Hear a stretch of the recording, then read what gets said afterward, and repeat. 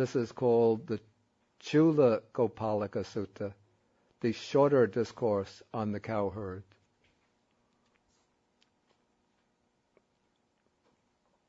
Okay, and this also begins with a simile. Again, there's a contrast between two types of cowherd. One is the foolish cowherd, and the other is the wise cowherd.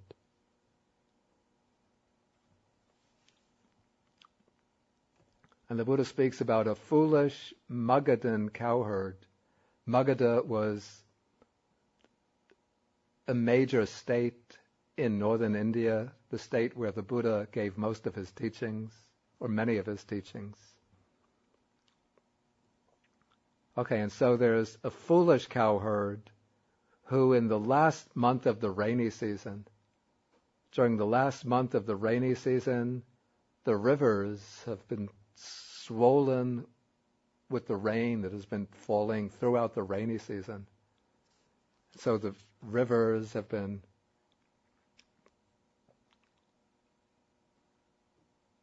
they're wide and they're deep and perhaps even violent with the current. And so now this cowherd, without examining the near shore or the further shore of the river, drives his cattle across to the other shore at a place that has no ford. And as a consequence, what happens? When they get to midstream, then the cattle are all swept together and they meet with calamity and disaster. Okay, so then the Buddha compares us to those ascetics and Brahmins who are unskilled in this world. This world is like the near shore of the river. And they are unskilled in the other world, the world beyond.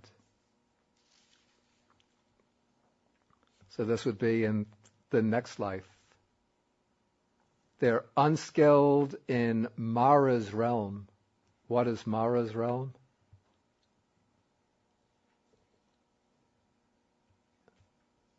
What is Māra's realm? You would say death, but Māra is death, but what is the realm over which death reigns? Yeah, or the familiar samsara. It's samsara. And unskilled in what is outside Māra's realm. What is outside Māra's realm, or we could say all of the world transcending, supramundane states. The noble path, the fruit, and nibbana. Then basically the same thing, unskilled in the realm of death, unskilled in what is outside or beyond the realm of death. Okay, so those who place trust in them and follow them,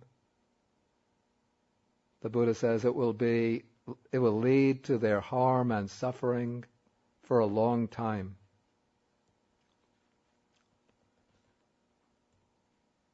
Okay, then we come to the counterpart. This is the wise cowherd, who in the last month of the rainy season, in the autumn, he has to conduct his cattle across the river. But this cowherd examines the near shore and the far shore of the river. And of course he'll choose a place where the near shore and the far shore are close together, not a very wide part of the river. And he drives his cattle across to the other shore at a place that has a ford. That is a place which is not overwhelmed with water, but where the cattle can walk across. Then, as he guides the cattle across, he follows a particular order. He first leads the bulls across. Again, as in the previous sutta, these are the fathers and leaders of the herd. So they enter first, then they breast the stream, and they get safely across. Then he makes the strong cattle and the cattle to be tamed enter next. They get across. Then he leads the heifers and the young oxen across. And then he makes the calves and the feeble cattle go across next, and they get safely across. And then the Buddha adds another type of cow. He says, at the time there was a tender calf just born, being urged on by its mother's lowing, and it too breasted the stream of the Ganges and got safely across to the further shore.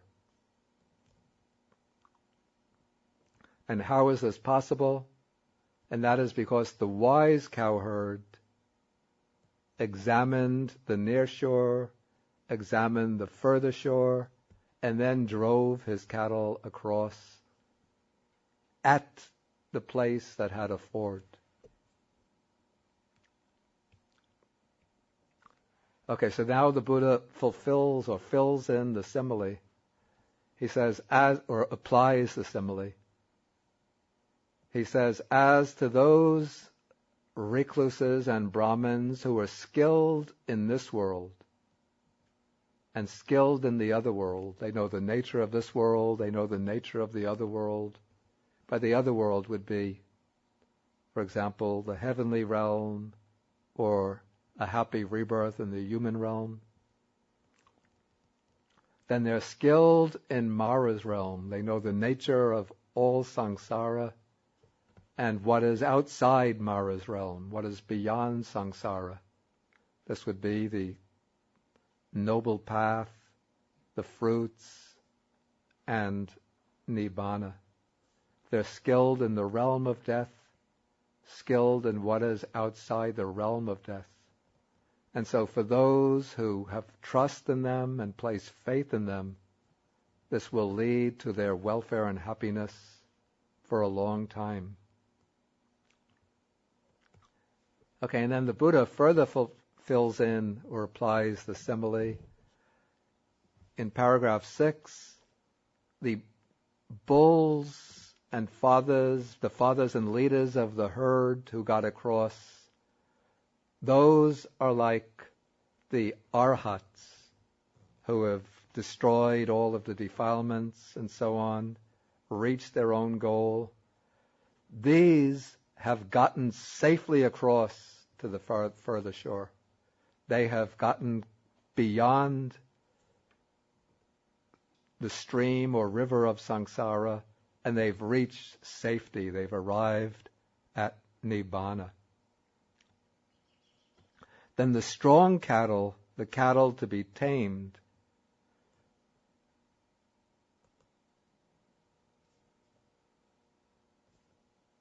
okay, they get safely across to the further shore. And so here the Buddha compares them to those monks who, with the destruction of the 5 lower fetters, reappear or they're reborn spontaneously in the pure abodes and attain final nibbana there without ever returning from that world. And then he says, by breasting Māra's stream, this is what makes better sense, they will get safely across to the far shore. They're not across yet. They're still partly in the stream, but they're definitely bound to get across to the far shore. Then compared to the hyphens and the young oxen who get across the stream, the Buddha compares the monks who have destroyed the 3 fetters. They have weakened lust, hatred, and delusion. And these are the once returners who come back once more to this world to make an end of suffering. And then the Buddha says, they too will get safely across to the further shore. Again, they're not across yet, but they're bound to get safely across. Then the weakest cattle are the calves and the feeble cattle. And just as they get safely across to the far shore, so those monks who with the destruction of 3 fetters become stream enterers, these are the sotapannas, they're heading for enlightenment, and by breasting Māra stream, they too will get safely across to the further shore. For them it might take at most 7 lives, it could be 3 or 4 lives, even 1 or 2 lives, but they're bound to get safely across. And then we have what the Buddha called the tender calf who has just been born, who will get across the stream to the far shore. Who is this tender calf just born compared to? Here the Buddha says that this calf is like those who are Dhamma followers and faith followers. Here there are technical terms.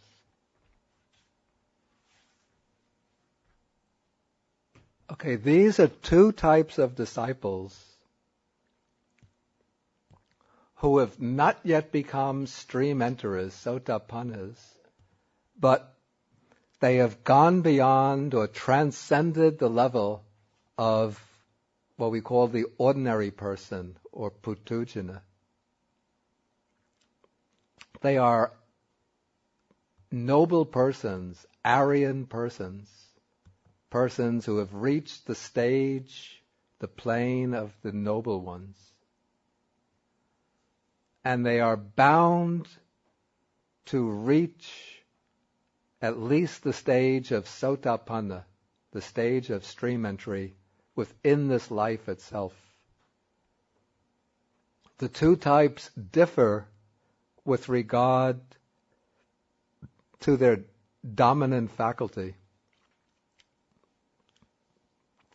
The Dhamma follower is the one for whom panya, wisdom, is the dominant faculty. And so the Dhamma follower is one who penetrates into the Dhamma through wisdom. The Sadhanusari, this is the faith follower. The faith follower also penetrates into the Dhamma through wisdom. The only way to get actually into the fold of the Dhamma is through wisdom. But the wisdom of the faith follower is not as strong, not as sharp as the wisdom of the Dhamma follower. The faith follower is the person, but let me distinguish them in this way, the way I understand it. The Dhamma follower is the person whose motivating urge is to understand the truth. And so the Dhamma follower is one who uses wisdom to investigate deeply and in detail the nature of the Dhamma, the nature of reality. The faith follower also has to use wisdom to investigate the nature of reality. There's no escape from wisdom.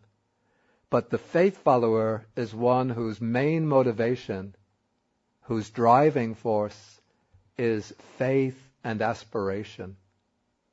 So the faith follower hears the teaching from the Buddha, or learns the teaching, and then out of devotion to the Buddha, out of faith in the Buddha, trust in the Dhamma, the faith follower will then undertake the practice, and then through the practice, their wisdom will mature, and when the wisdom is sharp enough, then they will step over that boundary line and become an actual faith follower.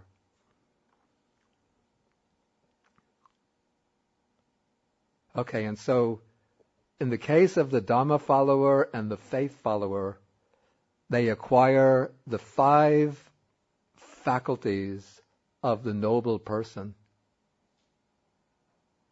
And then they develop those 5 faculties, and when those 5 faculties, that's faith, energy, mindfulness, concentration, and wisdom, when the 5 faculties are sufficiently developed, then they make the breakthrough to the world transcending Dhamma, and they become stream enterers.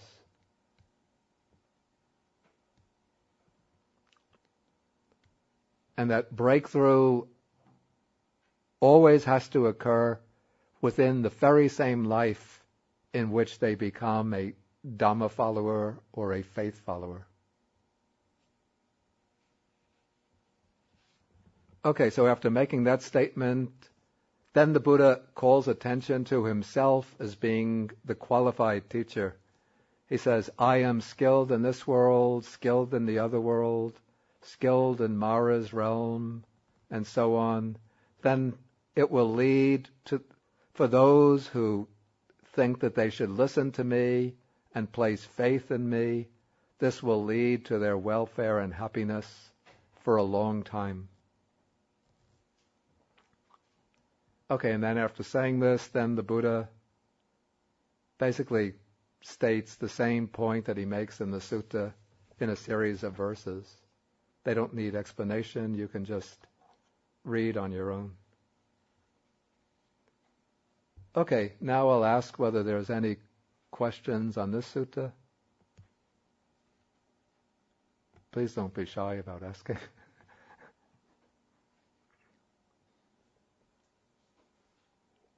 Okay, Judge. When it refers to the realm of death, Yeah. I don't remember running across that a lot. Machu Dea. This expression, realm of death, one doesn't come across it so often in prose passages. One gets it fairly often in verses. They come in verses in the Samyutta Nikaya. The expression might come in the Dhammapada. Does it mean more than samsara? It pretty much refers to samsara. Samsara considered to be under the control of death. Or did you think of some other meaning it might have? No, I was wondering. I didn't know. I mean, it's distinguished from Māra's realm. It's actually the same thing as Māra's realm. In Pali, the realm of death is Machu Dea. And Machu and Māra are almost the same word. Māra, in fact, is called Machu Raja, the king of death.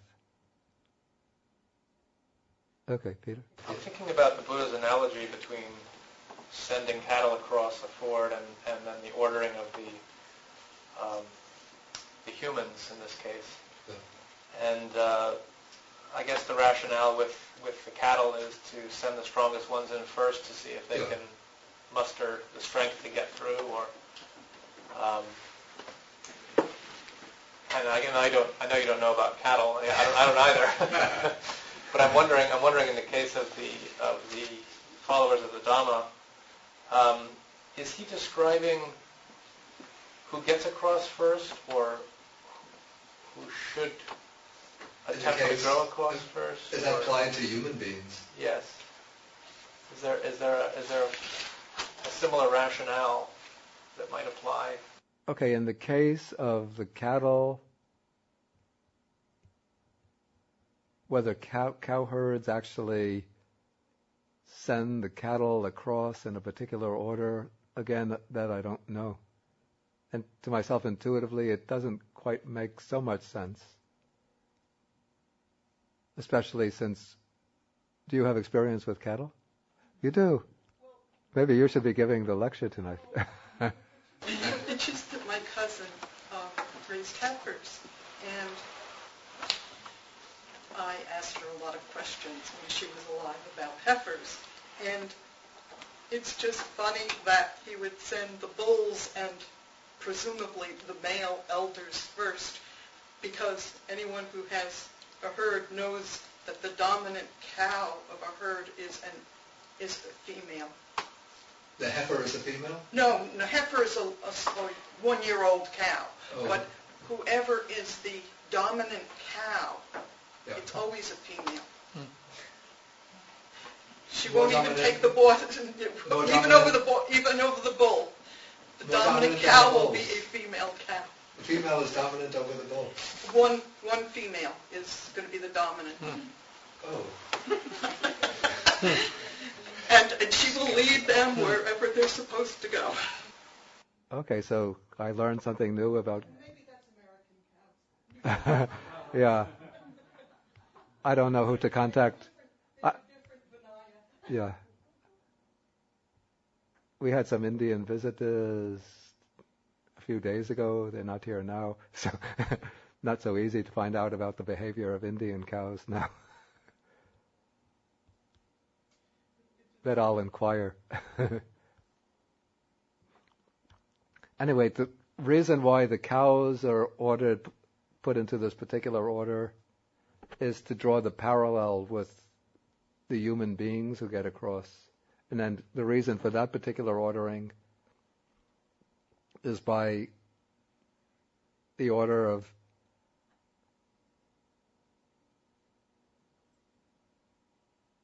who is further advanced along on the way to liberation. So the arhats are already across, then come the non-returners who have eliminated the 5 fetters and don't come back even to this sensuous realm. Then the once returners who come back one more time. The stream enterers who come back even up to 7 times. And then the Dhamma follower or faith follower who in this life will become stream enterers, but have not yet done so. So maybe the idea is that the bulls are the best prepared to cross the stream. Yeah, well, they're the strongest, and at least the way the Buddha envisages a herd of cattle, the bulls are the ones who go in front.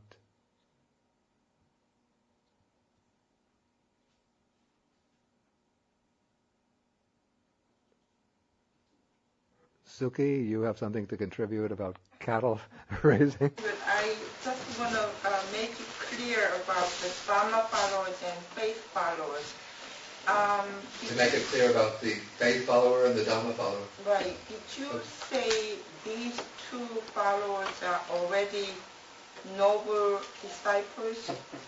I said that 2 are already considered Arya Pugalas, noble disciples. So that means that they are who enter the stream but not actually have a fruit of stream.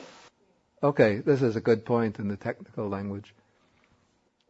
Yeah, they are called, sometimes a distinction is made between one who is practicing for the realization of the fruit and one who has attained the fruit. So there's one practicing for the realization of the fruit of stream entry, and then the stream enterer. So the faith follower and the Dhamma follower, those are 2 subdivisions of the person who is practicing for realization of the fruit of stream entry. Yes, Marcy? And then there's this idea of acquiring the 5 faculties of the noble person. Yeah. It's my understanding that at stream entry, all 5 of these are balanced. these faculties or something of that nature. So what is acquiring the 5 faculties of to make the Dhamma-nusari and the Sadhu-nusari noble persons? Actually, one always has, let us say when one is practicing and cultivating, one has the 5 faculties. This is what one is developing. But it's just that what happens when one becomes a faith follower or a Dhamma follower is that the 5 faculties undergo what one might call a qualitative change, that they become now the 5 faculties which are the faculties of a noble person. What's interesting is the question, what is it that marks the transition from an ordinary person to being a Dhamma follower or a faith follower? And the way it's stated in the text, I have to say it doesn't give like a very clear, definitive, indubitable criterion to mark the distinction. What is said is that there's a sutta which says the eye, ear, nose, tongue, body, mind are impermanent, changing, and becoming otherwise.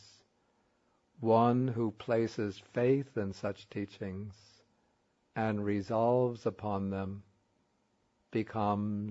is a faith follower, one who has transcended the level of the ordinary person, entered the realm of the noble ones, and is incapable of taking a rebirth in the 3 lower realms, and is incapable of passing away without realizing the fruit of stream entry.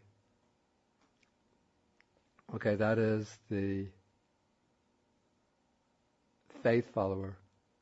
The Dhamma follower, the description begins in the same way. The eye, ear, nose, tongue, body, mind are impermanent, changing, becoming otherwise. One who understands these teachings to a certain extent with wisdom, this one is called a Dhamma follower. Again, one who has transcended the plane of the ordinary person, entered the plane of the noble ones, is incapable of taking a lower rebirth, and is incapable of passing away without realizing the fruit of stream entry.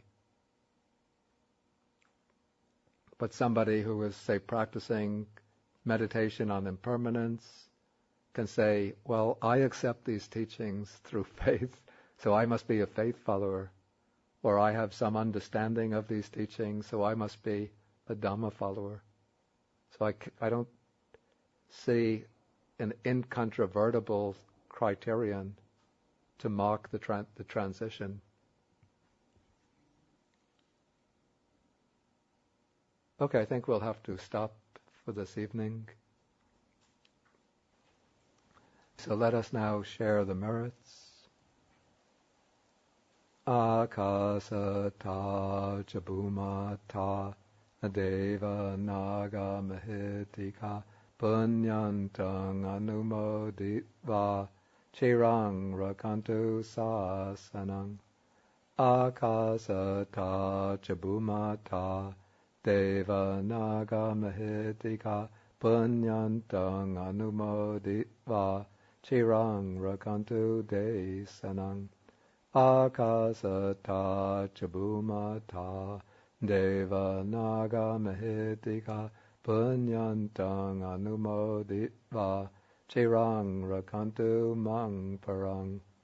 Etavata Cham Hehi Sampadang Punya Sampadang Sabbe Deva Anumodantu Sabba Sampati Siddhya. Etavata Cham Hehi Sampadang Punya Sampadang Sabbe Bhutanumodantu Sabba Sampati Siddhya. Etavata Cham Hehi Sampadang Punya Sampadang sabbe sata anumodantu sabba sampatti siddhya.